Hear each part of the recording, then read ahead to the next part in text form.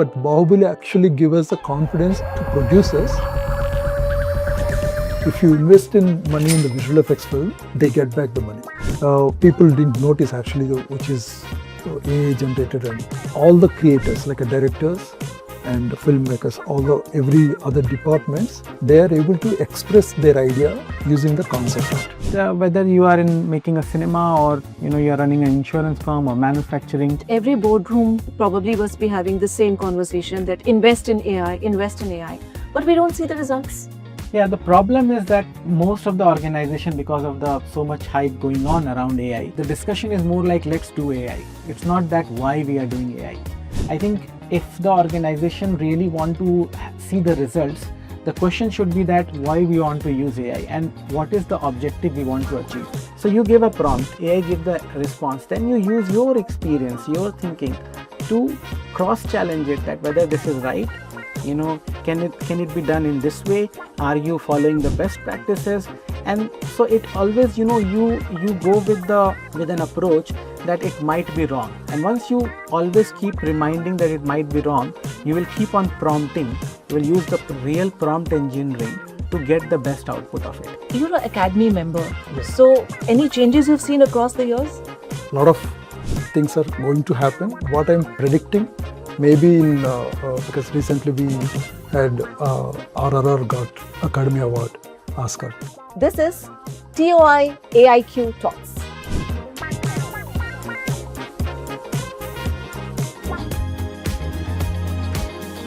$2,800 visual effects shots, 18 studios, a budget that Hollywood would find modest. That's the league of Bahubali and RRR. And Srinivas Mohan made it look effortless. Meanwhile, in boardrooms across India, organizations are spending crores on AI and shipping almost nothing.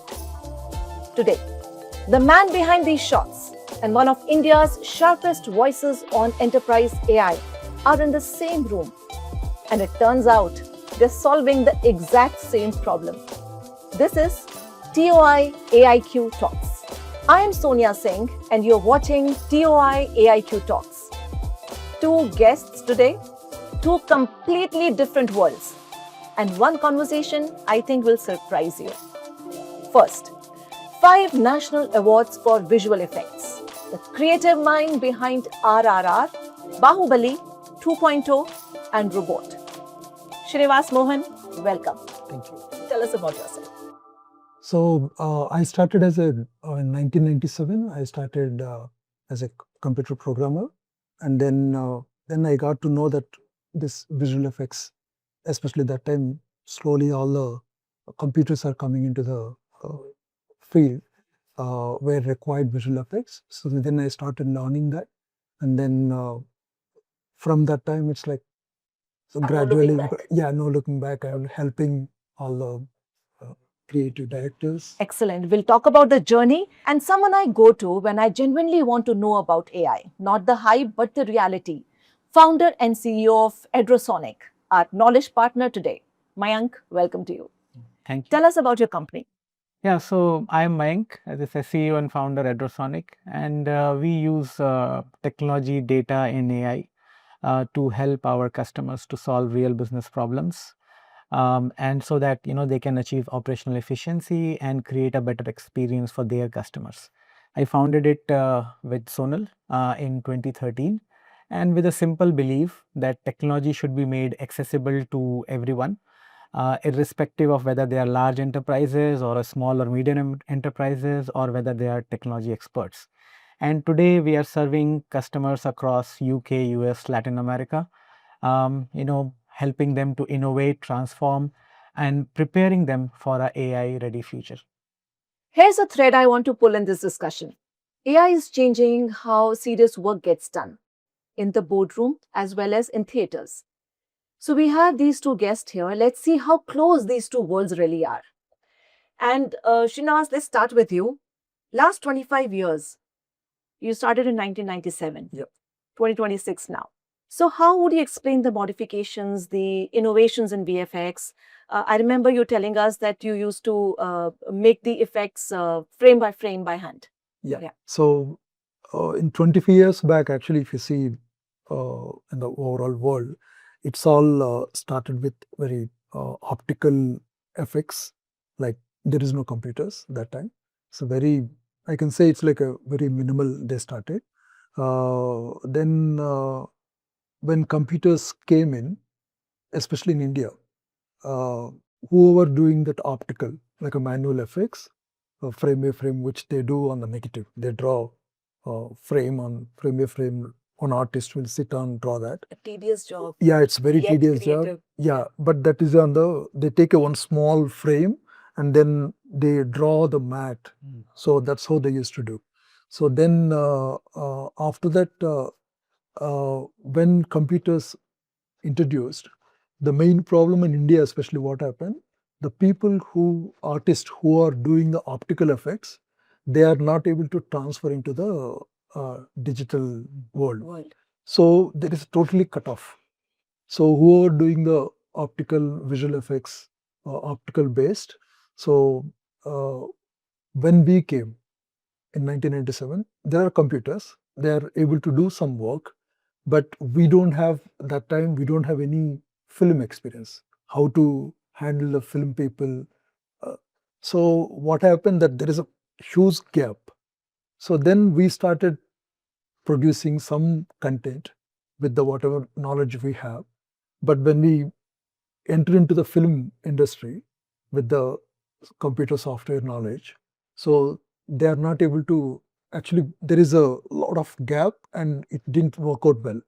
So, in such a way, in the directors, example in your mind, yeah, maybe while making any of these award-winning films? yeah, so that award-winning films are later. Actually, the initial my initial career that time 1997. So when we go to the, they will call for visual effects people, like a visual effects supervisor. There is no actual visual effects supervisor role at all that time. Oh. It's like they will call, okay, we have one. That is the days. Those are the days people think it's like a computer can do anything. Now we are talking about AI. Yeah. Those days, computer era. So computer think, oh, you press button, things will come. So that's how they started. So they used to think that all the directors and producers and think, okay, they call like, okay, I need some. They see one film from the Hollywood, and they want a similar thing here. So they ask us, okay, can you do that? Yes, we can do, but it requires a lot of preparation, a lot of time and all that, but they won't give that. So obviously we don't have much knowledge on the film side.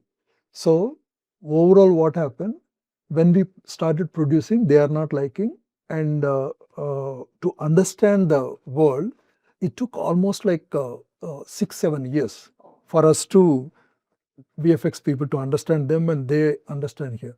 So that time we faced a lot of issues like they'll call us and they'll think, okay, they want one shot, but they'll always take one backup because they think it won't come, output won't be coming. And they always use for the song sequences, not the actual main film. Main scene, they won't be using the main visual effects because they don't have confidence. So then that's how slowly then we started giving them confidence that we can produce, we can give the emotion through the computer graphics, VFX. That is how we started. So that's the first film I remember. Behavior of averse to change. Exactly. Yeah, the main problem what we have here is like the whoever working in the optical era, they couldn't transfer into that. So that is the same problem happening even now. The whoever has the present computer era, they are not able to transfer into the AI. So this transition took us like almost 6-7 years. Then I started had a confidence, and then people are using our visual effects into the main scenes. There is a one film first I remember that there is a one Tamil film called Ramana. That is where we have one important scene where it's a burning scene. One, so that's where we started as emotional. And the earlier we have in Telugu a lot of films like Ammoru. It's like a little earlier, but they took abroad team help. They came here and they did the work for it. So then, especially that become very expensive and very people didn't go that. So for us, Indian VFX team to grow up, so we started first film like Robo is one of the initial time, especially in South India. we have an opportunity to prove ourselves as a visual effects. And then parallelly in Bollywood, they have this Krish, and then Aryavan, and then here we have Magadira, and then after that, Yiga. So then I had an opportunity to do work for the Bahubali. So parallelly we are doing all the work, but Bahubali actually give us the confidence to producers. If you invest in money in the visual effects film, they get back the money. So that is what the entire Indian visual effects industry has changed. It kind of changed the cinema experience also absolutely for India. So that is one of the biggest transformation that Bahubali has given. Even though we are doing some work in the previously, but this particular film gave producers confidence that okay, they can get back money. So talking about the transformation from say hands to computers now to AI. So how do you see the growing influence of AI now in VFX CGI? Yeah, rather than CGI VFX, I'll talk about what is AI in my perspective. So when we see humans, certain things we cannot do repetitive jobs. So that's we always try to want some machine to do that. So if you go into the like a mechanical era, that olden few centuries back, it's like we found something, some mechanism where it will do repeatedly. So that's where we created some kind of a logic. If you put that lever, because we need control. If you put that lever, it goes that way. If you put this lever, so we started taking control, and we created one machine where it exactly produced like whatever way we want. How many times you do, almost 90% it will come as a perfect. So then that mechanism, it's very clear, black and white. If you do this, it will come 100% clear. So that later it's like instead of a mechanical era, it electrical. So we have electricity, then we started using electrical walls to operate that logic. And then later it came to the transistors that like a small ICs in. So then it came to the computer world. Computer, we have a software. So that software, all the logics we are using software, but from mechanical era to this era, it's all clear, it's a logic. 0 and 1, it's a logical system. So we know exactly what, and everything is in our control. But AI is totally different. So AI is like just like a human. It's a predictability. So it actually, there is no 0, 1. It's always between 0 and 1. It's like there is no black and white. It's like a gray area. So whatever the models, now you got a lot of models, and it will give the output. Even if you go to ChatGPT or anything, bottom they clearly say whatever it's producing may not be correct, because it is a gray area. It takes the gray area as a output.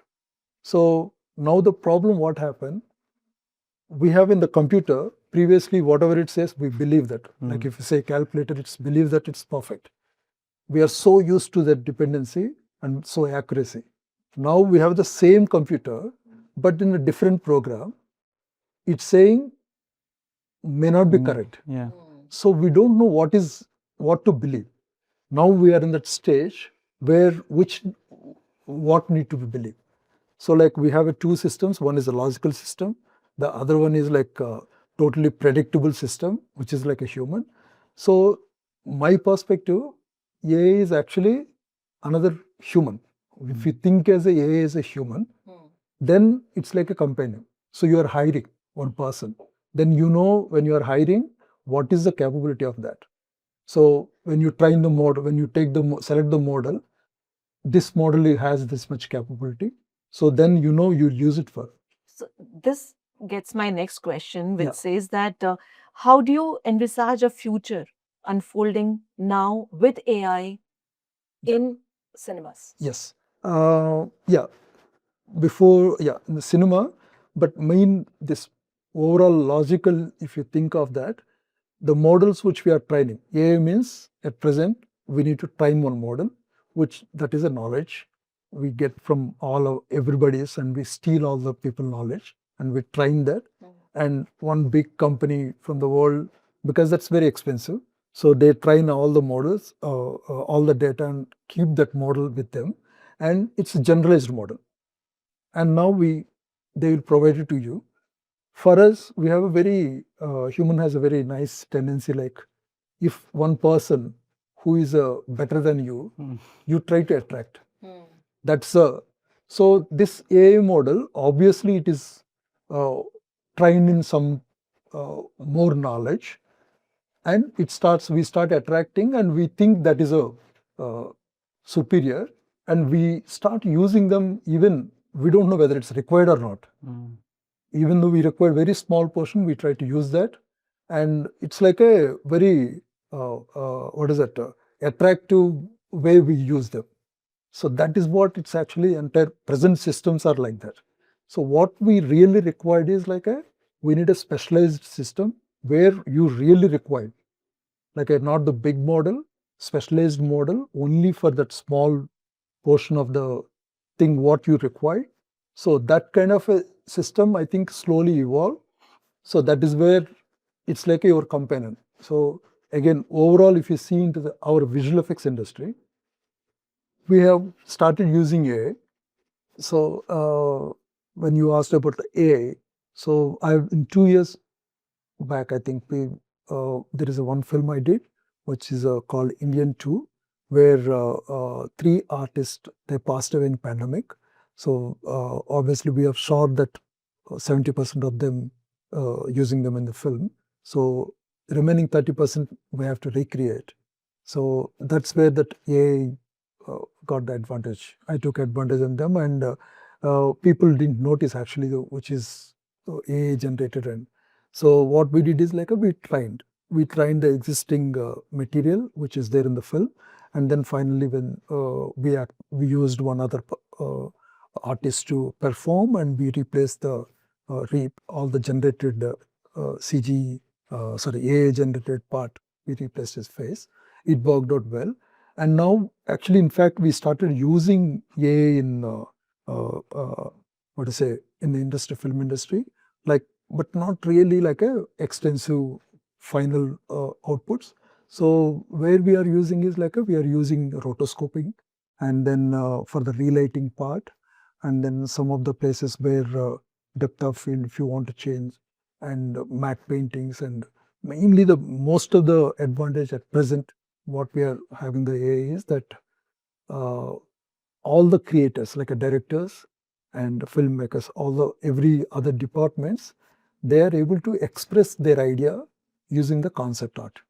So they are actually giving the prompt, whatever they want to say. So in the pre-production stage, before not the final output, but in the pre-production stage, a lot of help AI is getting. But again, that is a prompt only. So the entire what type of prompt you need to give, that has to come from the creator. So I've seen that a lot of people similar prompts even for non-filmmakers, they are actually from the household. They have a lot of creativity, and they started using AI in very extensively.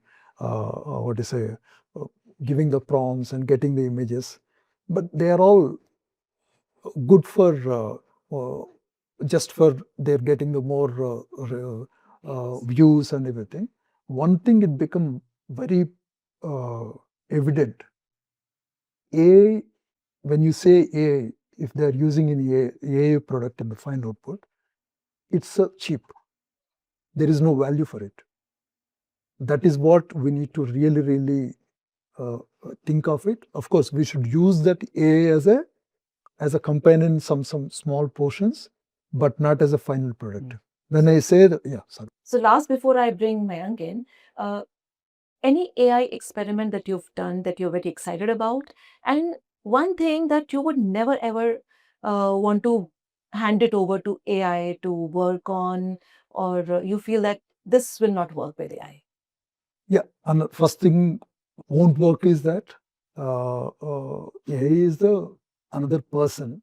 So the creativity what you have, that person cannot, definitely won't have. So that is like a creative part exclusive for that person.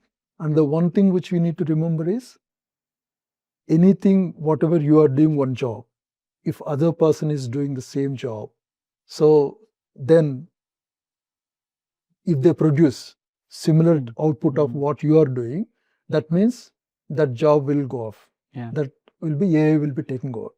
That is what you need to judge always, what actually I am doing, whether that other person also doing the same. That means you have to shift. That is a one thing. And another thing is every person has their own uniqueness. Obviously, there will be definitely because of their upbringing and the combination of a lot of knowledge that you need to protect. That is where you don't want to expose that to because that is only always I've seen that that uniqueness will be there. Only one uniqueness will be there that you can't expose to outside. And because if you start exposing, obviously a training, if they picked up, then you don't require.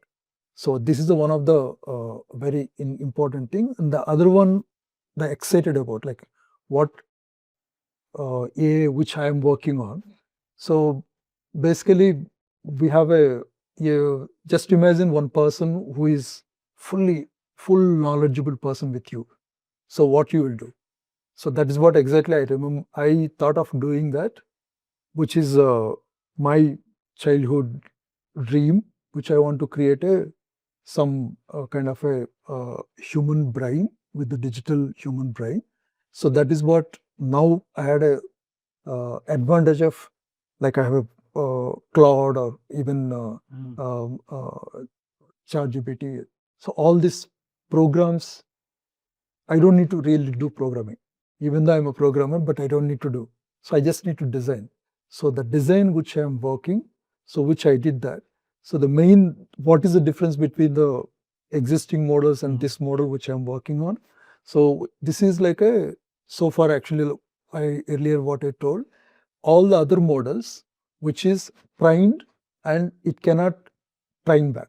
It's need to be trained again in the bigger level. It's not real time.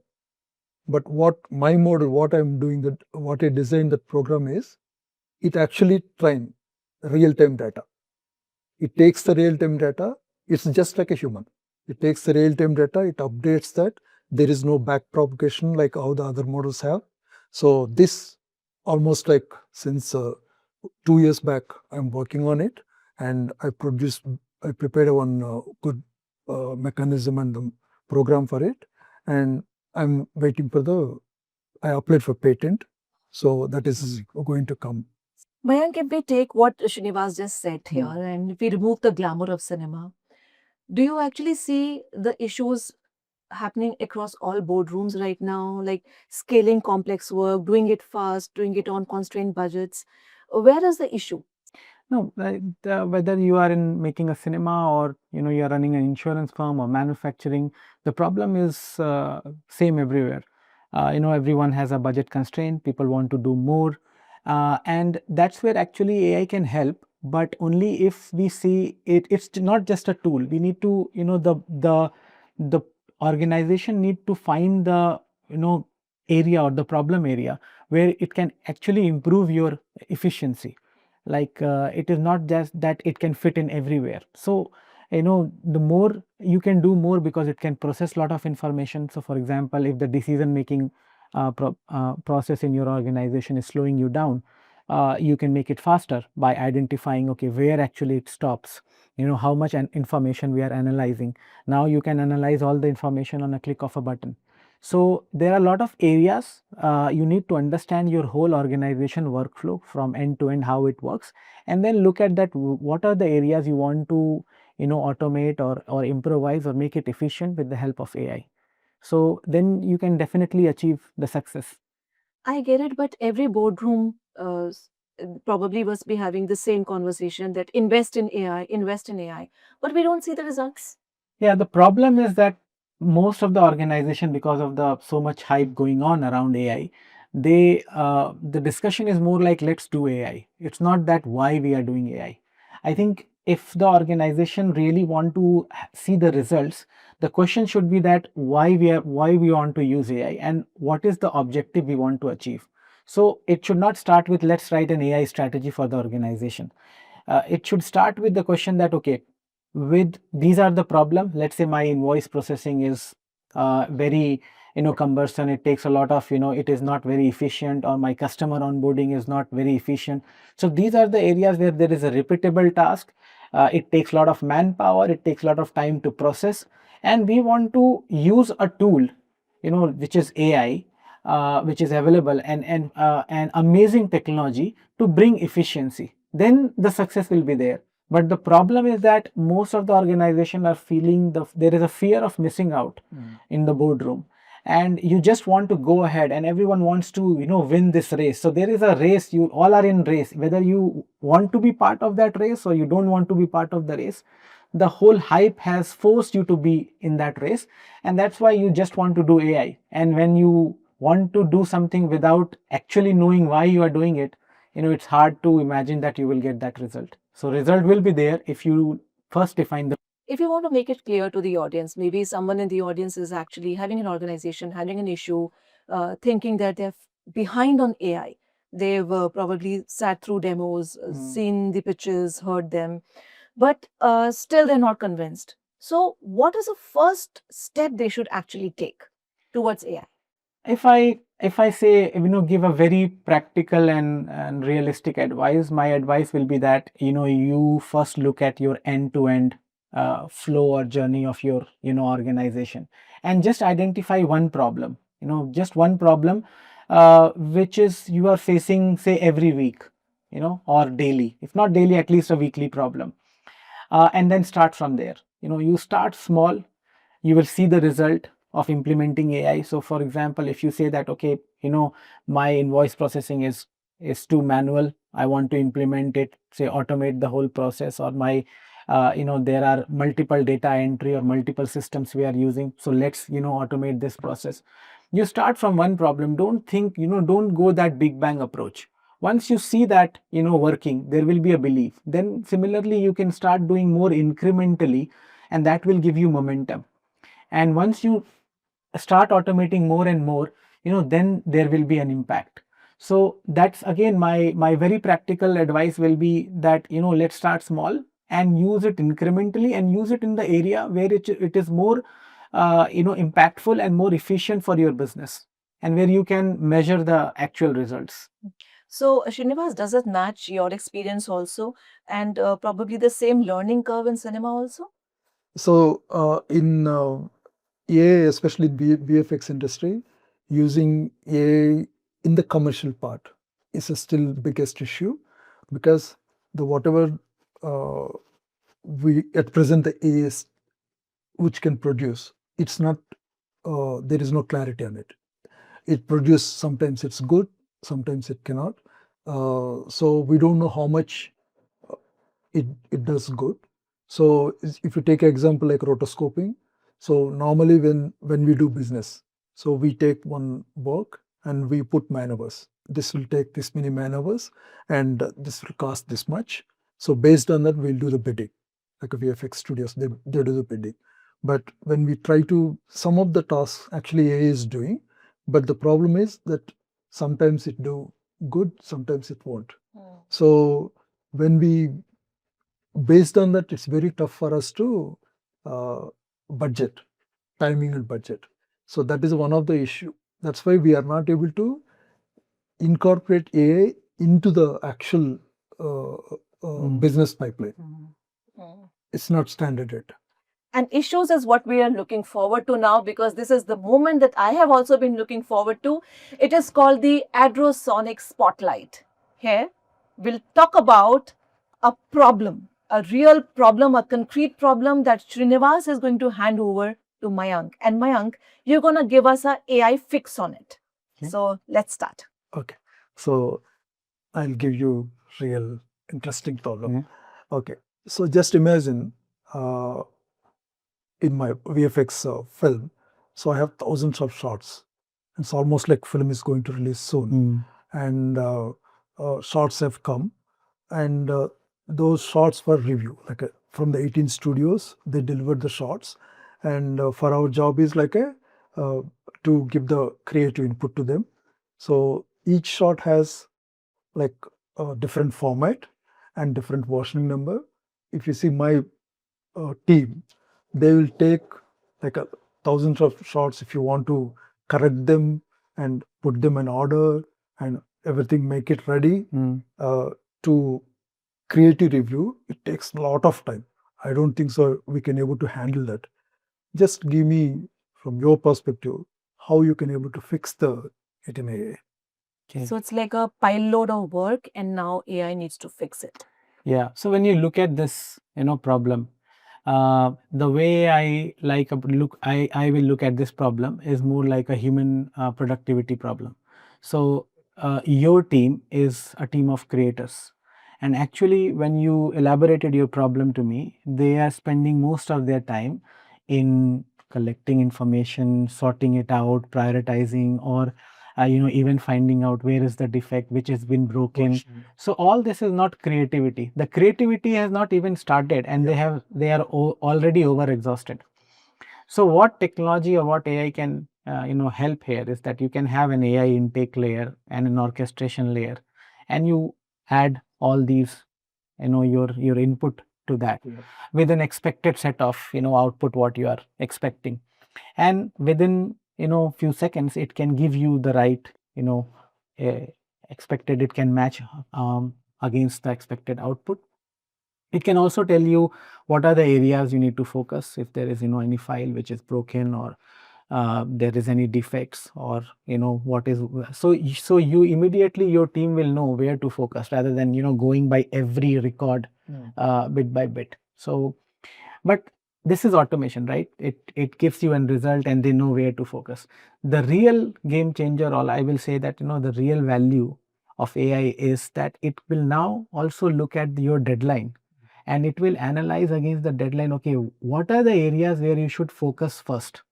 So it can also tell your team that these are the top 5 things in line to the sequence of which you need to produce that output. You first focus just these 2 3, and then focus on the next 5 6 7.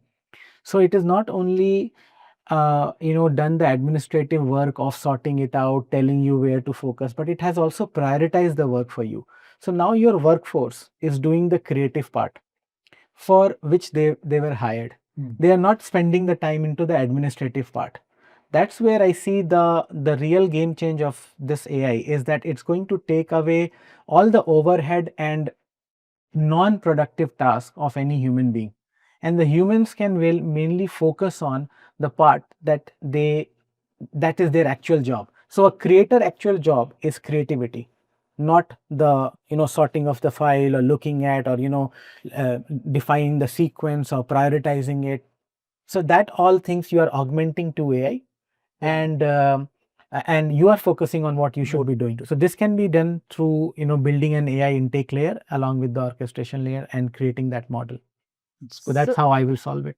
So the shift that you're asking everyone to make is not to find out which tool to buy. Instead, you should focus on where is my workforce lacking. Exactly. Like, we need to look at it, or business need to look AI just as a tool in the kitty. And it has always evolved like that. Even when what you were saying, when computer came, it was just like a new way, or when cloud computing came, or let's take, when MS Office was there, we moved to automating the things using macros in Excel, then robotic automation came. It all was to bring more efficiency. AI is also like just like one tool in the kit. So the way we should look at it is to what problem and how we can bring more efficiency into this. Not like, oh, I want, this is a nice toy or nice tool, and it's so cool that I want to use it. Because there should be a commercial sense out of it. At the end, every business is running, they want to have profitability. So how much investment you are making into these AI initiatives, whether you will be getting your ROI or not, whether it's actually worth going with an AI automation, or it can be semi-automated, or you automate a part of it, and then you use both mix of human as well as AI, that these kind of judgment is required, not straight away jumping into the AI. And this all will settle once this hype comes and people will start looking at the really how to use AI to get the maximum benefit out of it. And when you say automation, the immediate question or the burning question that comes to my mind is jobs. That is something which scares everyone now. I'll ask you, did your artist lose job after AI came into being, or what changed? Yeah, of course. We are in creative field. Whenever I go to artists, they always ask for, no, AI has come. Is that AI is taking off my job? Of course not. Because as long as you're doing the creative job, definitely that is uniqueness. One thing what we need to be very careful, if other people, like other training the model creation, if they start exactly trying whatever you are doing, your output, if they started doing, taking your output and training that, and they can able to produce your whatever you are doing, that is where you need to be careful.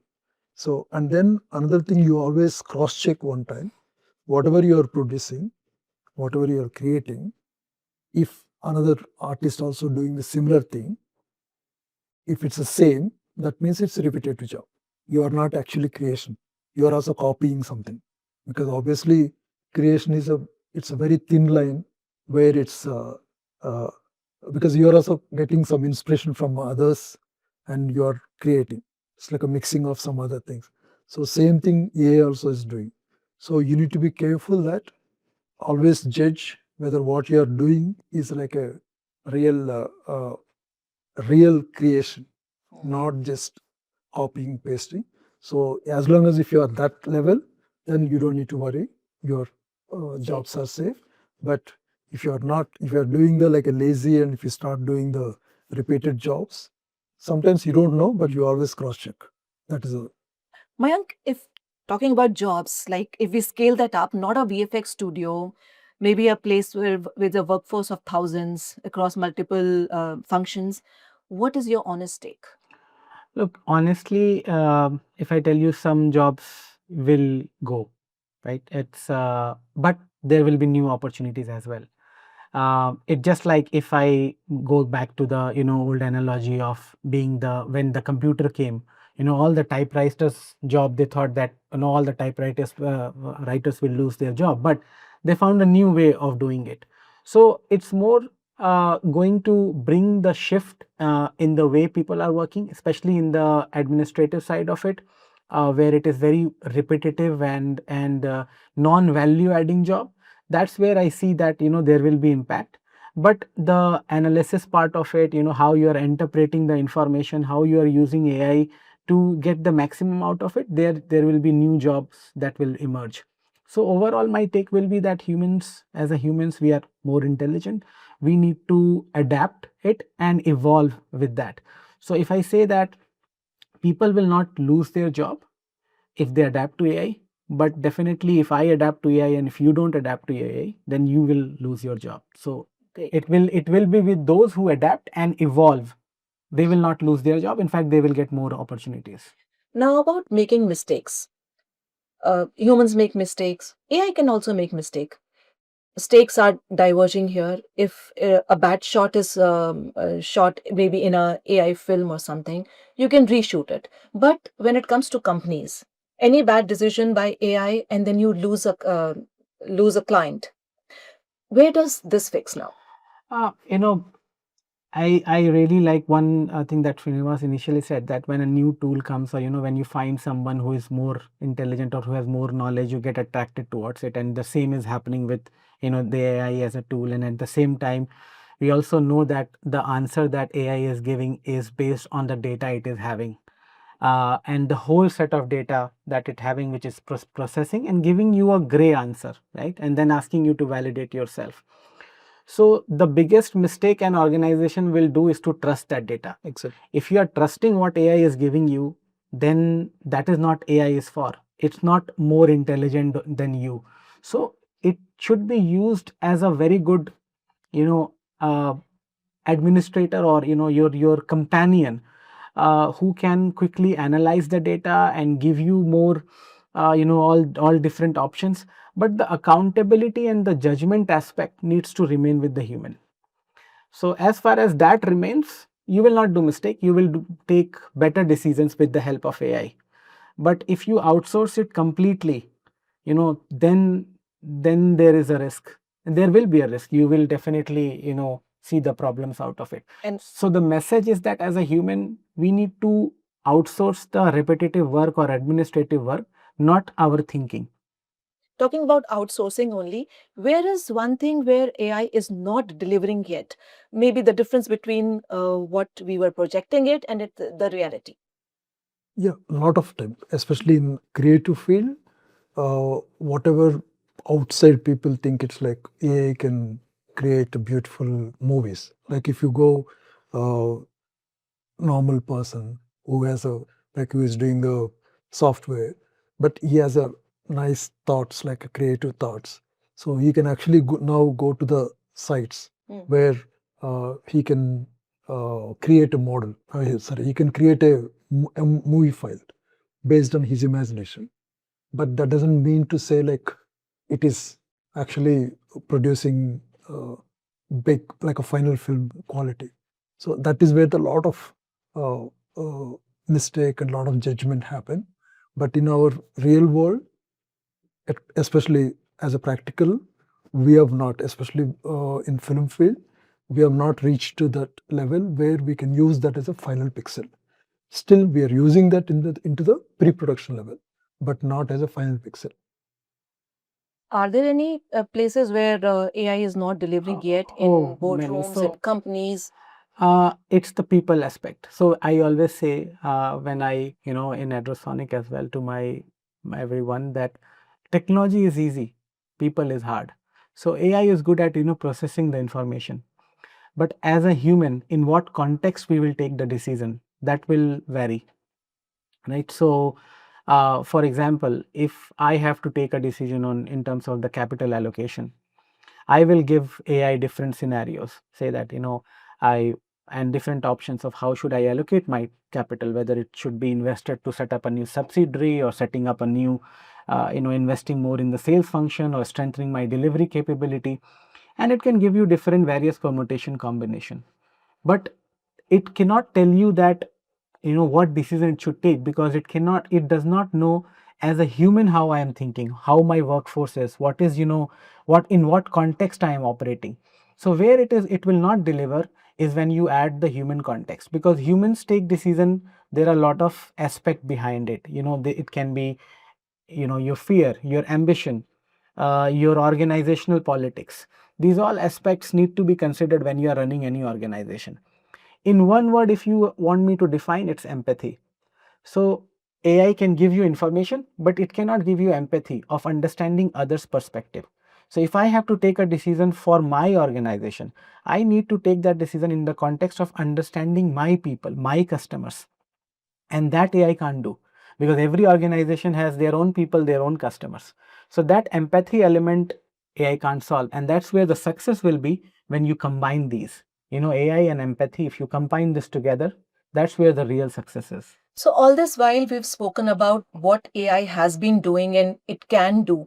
If we come to the human equation that you were talking right now, the empathy part, what does it actually do to us humans? Do you see in boardrooms, in companies, in organizations, what is the deeper impact? Is the human role shifting? Uh, you know, and this is my personal prediction, and I'm quite hopeful that it will be. I think it's going to make us more responsible. We will evolve once this hype settles in. We know that it is the processing, it's the information that we are getting. We soon our brain will learn that it's not that same old computer logic what Srinivas was talking about, where that if you have programmed it like that, it will give you this answer. That whole concept of 0 to 1, it's more grayish ones. The moment we will learn it, we know that we have to be responsible with the information, and we should be more judging this information or analyzing this information. Like how if you see even the Indian IT industry, the way it has evolved, it has more evolved like from a BPO in India, especially from a business process outsourcing, where there was a set of instruction that were given and you have to follow a typical process. Even when we moved up the value chain, the whole consulting and the process design and the system design was done abroad, and it was sent to India to just to execute it, right? But with the AI coming in, is that a threat to that job? Definitely yes. Because the execution part, AI can do it if you give the right instruction. So what will remain is that how you are analyzing the information, how you are designing the system, how you are solving the problem. So we human will then soon understand that there is no value in just executing. So we will then learn that, oh, this tool is giving me so much context, so much knowledge, how I can analyze it and become more responsible, how I will become more accountable for my decision. Because tomorrow it's me who is taking the decision based on the information that AI is giving. So in one line, if you ask me, it's going to make humans more responsible. All right. And what Yeah. about in your field, like what Mayank has explained? Maybe something which was taking weeks for you to develop, now it is being done in seconds. Now, what does the artist actually become now in your world? Yeah, that's a very interesting part. What we have so far, we are doing a lot of multiple tasks, which is not required by creators. Like we have to do a lot of repetitive jobs. So all those repetitive jobs will go, and we concentrate more into the creation. So that is what actually we are thinking of. Like AI will help us to reduce all the repetitive jobs, so we can actually concentrating on the creation. So that's how even in our regular life what we are doing. So in one of the discussion, it came like, okay, now everything is like all the whatever the humans are doing. It's like AI is taken care, like some robots or something will do what humans will do. So that's when this discussion happen. Actually, humans will enjoy their life. They will sit, they will do farming, and they will do whatever. That's what the and one another thing is like what he has mentioned, the evolution. We always try to come up with uh, like whatever its data is there, and then we analyze and we go to the next level, and then that is what the we try to find out. And another part is like any create what is a creation actually. Creation is something which is something new.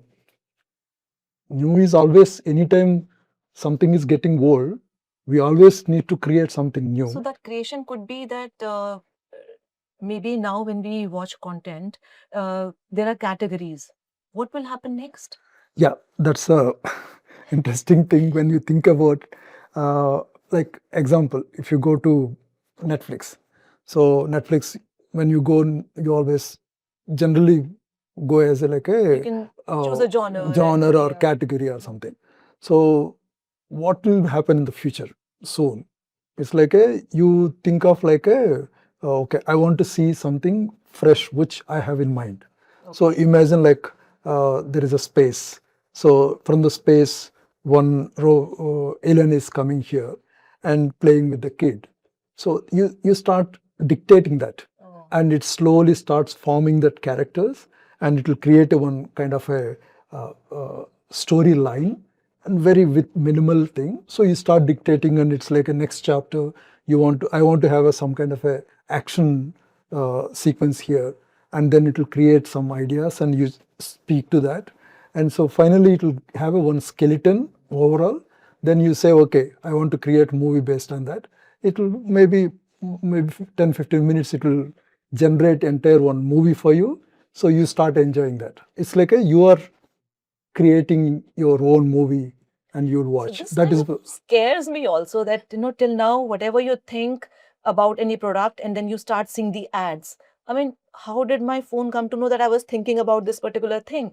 And though, I mean, of course, it's the algorithms. And now a movie can be made in whatever way you want to watch it. God, that's the future. Mayank, coming back to this, there's a version of this that concerns me, that if AI is taking decisions about customers, about hiring, about credit, then is there a risk that humans may start questioning their own judgment? No, That- I don't think that Okay. any organization should ever think about hiring or outsourcing decisions to AI. AI is just to give you the context of information and the summary of information. It's more like it's up to human who should control the decision. And the higher the complexity of the decision for any organization, the higher should be the human involvement. That's how I see it. So, for example, you said hiring decision. You can't leave a because it will work on certain guidelines that you will give to the AI. But when I and you are sitting, and having a face-to-face conversation, there are a lot of aspects that you will understand. When you're making a hire based on your own experience and your own journey that you have gone through of how you are judging the people. So at the end you will make the right choice. But yes, say I'm a salesperson. Let me give you this context. Okay, and I have to go and meet different customers. In old days, I used to collate all those information with me, when I'm going to a customer, what was my previous meeting, even when the CRM system came, I used to open the CRM system, look at that, okay, what was discussed in last meeting, what was my proposal. Now, when I'm going for a meeting, my AI is summarizing all that information to me. And my AI is also giving me that, certain recommendation. But when I'm sitting with my prospect or my customer, it's me who is taking the decision in terms of what I am going to say or what I am going to pitch. So we should never outsource the decision part to AI.